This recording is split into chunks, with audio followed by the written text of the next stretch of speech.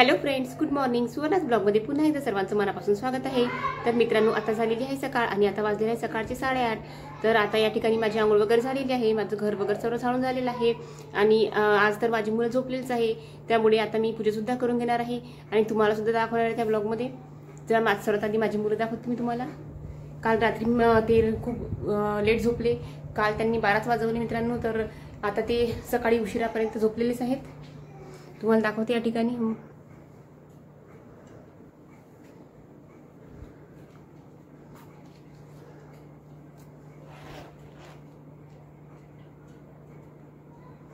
हा या साईडला जो आहे तो आरव आहे आणि तिकडच्या साईडला झोपलेला आहे तो ओजस आहे. ते झोपलेले असल्या कारणाने मला हळू आवाजात बोलावं लागत आहे.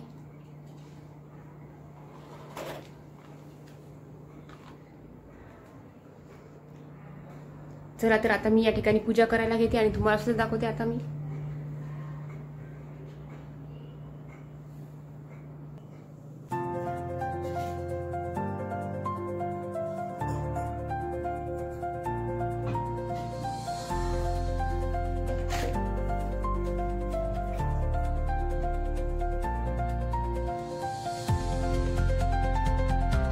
मी सर्वात आधी तेल टाकून दिवा लावत आहे. ही गोष्ट मला सुद्धा माहिती नव्हती की पूजा करायच्या आधी दिवा लावावा लागते. मग माझ्या सासूबाईंनी सांगितलं होतं की कधी पूजा करायच्या आधी आपण दिवा लावायचा ना, त्यानंतर पूजा करायला घ्यायची. त्यामुळे आता मी दिवा लावते पहिले.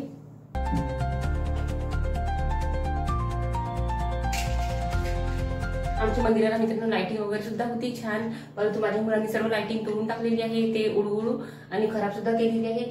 आता मला दुसरी लाइटिंग वगैरे घ्यावी लागणार आहे.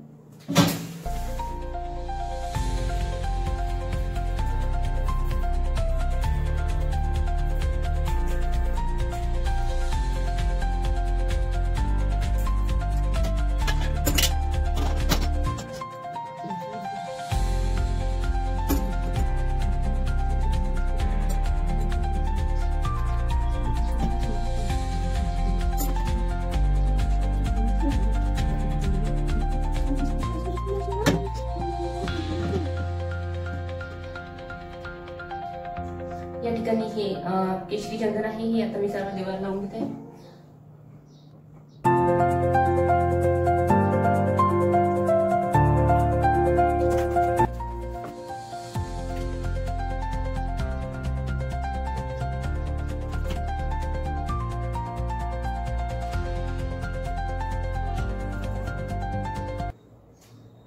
या ठिकाणी मित्रांनो माझा मुलगा सुद्धा उठला होता मी पूजा करत असताना, त्यामुळे मला अर्धवट पूजा टाकून जावं लागलं.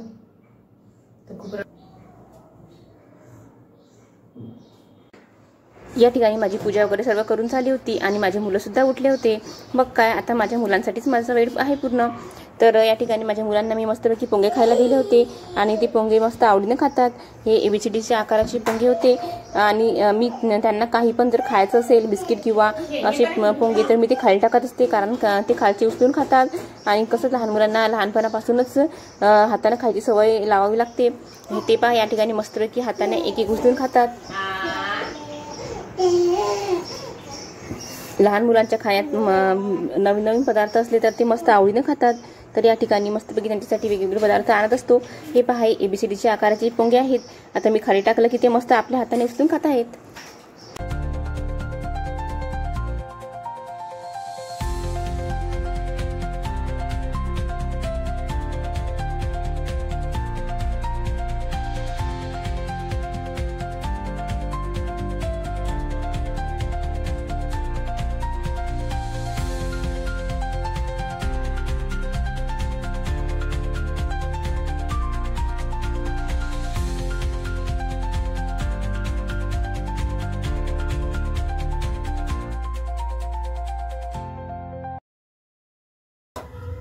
तर मित्रांनो, आता मी घेतलेला आहे स्वयंपाकाला आणि आज मी बनवणार आहे भेंडीची भाजी. हे पहा या ठिकाणी मी सुकी भेंडी बनवणार आहे आणि मी ही भेंडी आधीच कापून घेतली होती, कारण की माझ्या मुलांमुळे मला एकदम वेळेवर कापता येत नाही. ते झोपलेले असताना वगैरेच मी हे असं भाजीचे वगैरे कापून घेत असते.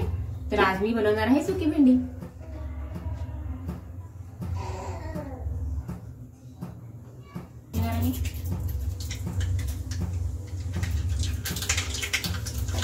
त्यानंतर जिरे टाकले आणि या ठिकाणी मी हिरवी मिरची आणि लसूण कापून घेतलेला आहे, तो सुद्धा टाकून घेते या ठिकाणी.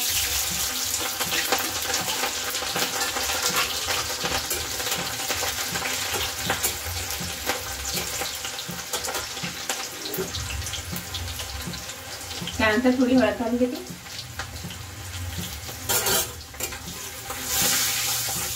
आणि आता ही भेंडी घालून घेऊया.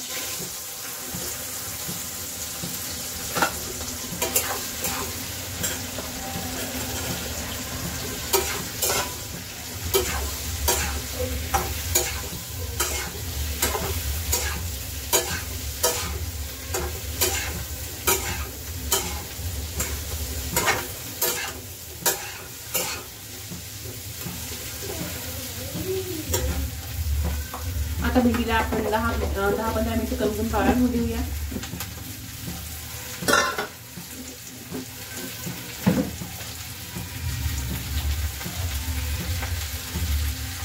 मी मीठ टाकून घेणार आहे.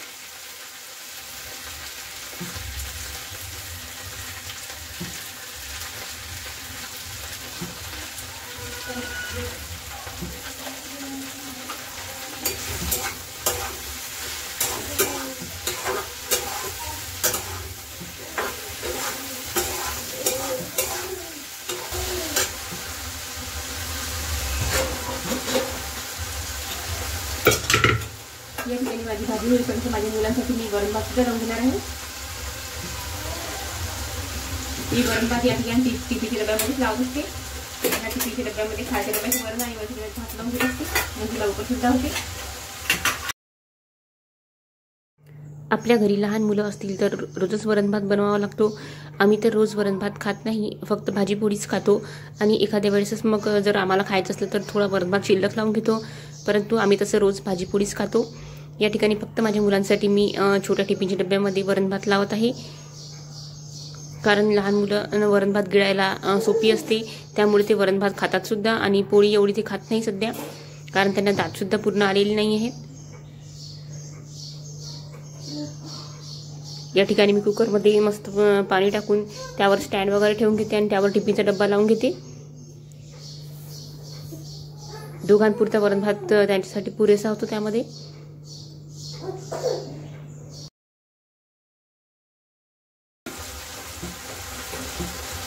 या ठिकाणी मी कुकरमध्ये खाली पाणी टाकलेलं आहे आणि त्याने स्टँड ठेवणार आहे आणि स्टँडवर हा टिफिनचा डब्बा ठेवणार आहे वरण भाताचा. आम्ही तर रोज वरण भात खात नाही, फक्त माझ्या मुलांसाठी लावून घेतो.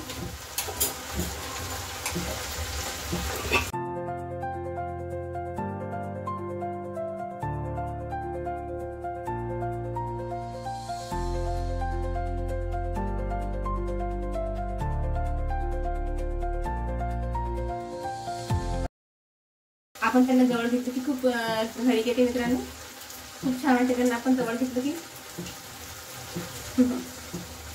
आता मी त्यांना ग्लासनं पाणी पाजणार आहे.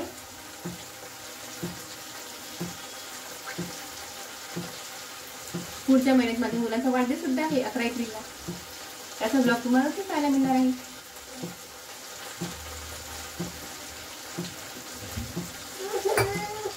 आता आपण यांचं ये ये ये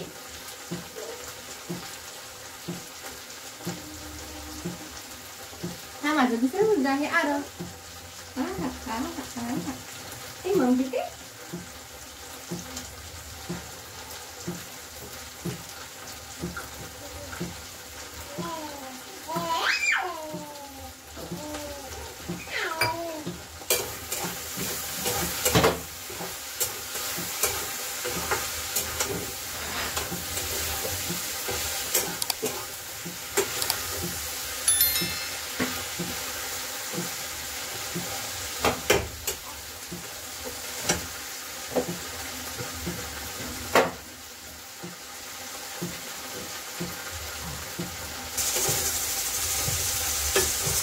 या ठिकाणी माझी भेंडीची भाजी बनवून तयार आहे. आता मी गॅस बंद करून घेते.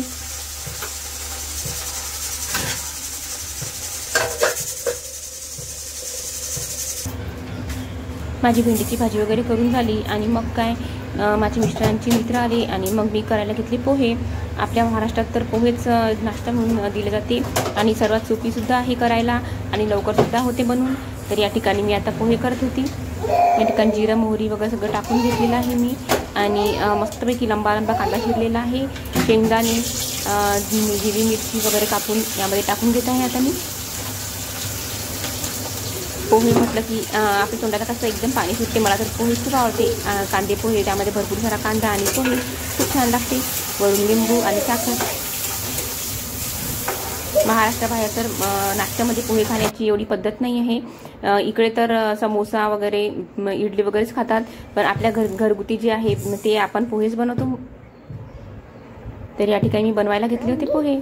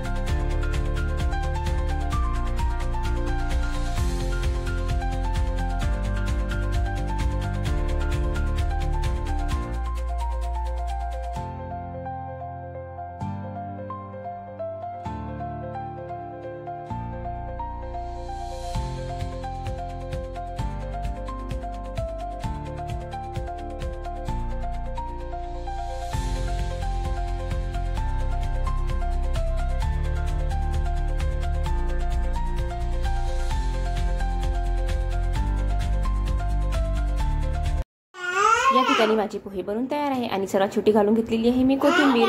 आणि कोथिंबीर शिवाय तर पोहे बनूच शकत नाही, कारण कोथिंबीर वरून खूप छान लागते.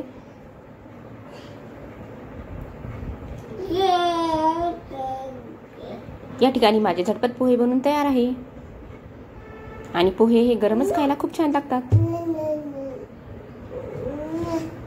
तर या ठिकाणी माझे पोहे बनवून तयार आहे. आता मी गॅस बंद करून घेते आणि मी पोहे काढते प्लेटमध्ये.